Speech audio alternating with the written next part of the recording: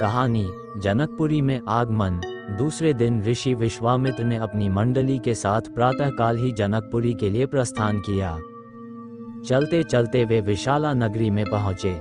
इस भव्य नगरी में सुंदर मंदिर और विशाल अट्टालिकाएं शोभायमान हो रही थीं। वहां की बड़ी बड़ी दुकानें अमूल्य आभूषणों को धारण किए हुए स्त्री पुरुष आदि नगर की संपन्नता का परिचय दे रहे थे।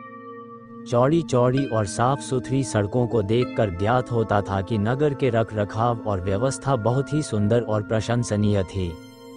विशाला नगरी को पार करके वे सभी मिथिलापुरी पहुंचे।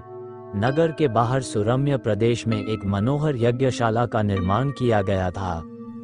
वहां पर विभिन्न प्रांतों से आए हुए वेदपाठी ब्राह्मण मधुर ध्वनि में वेद मंत्रों का सस्वर पाठ कर रहे थे। शोभायुक्त यज्ञ मंडप अत्यंत आकर्षक था।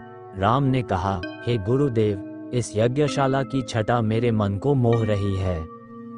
कृपा करके इस यज्ञ मंडप के समीप ही हम लोगों के ठहरने की व्यवस्था करें। राजा जनक को सूचना मिली कि ऋषि विश्वामित्र जनकपुरी में पधारे हैं। राजा जनक राजपुरोहित शतानंद को लेकर यज्ञशाला पहुंचे। राजा जनक बोले, हे महर्षि, आपने यहाँ पधार कर हम लोगों को कृतार्थ कर दिया है। फिर राम और लक्ष्मण की ओर देखकर बोले, हे मुनिवर, ये तेजस्वी कुमार कौन है? ऐसे सुदर्शन कुमारों की उपस्थिति से यह यज्ञशाला शोभायुक्त हो गई है। ऋषि विश्वामित्र ने कहा, ये दोनों अयोध्या नरेश दशरथ के पुत्र हैं, राम और लक्ष्मण।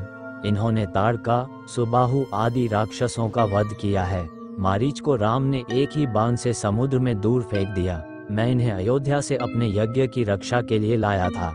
अपने सद्व्यवहार और सौहार्द से इन्होंने सभी ऋषियों का मन मोह लिया है। मैं इन्हें आपके महान धनुष यज्ञ का उत्सव दिखाने लाया हूँ। राजा जनक बहुत प्रसन्न हुए और ठहरने की उत्तम व्यवस्था कर दी।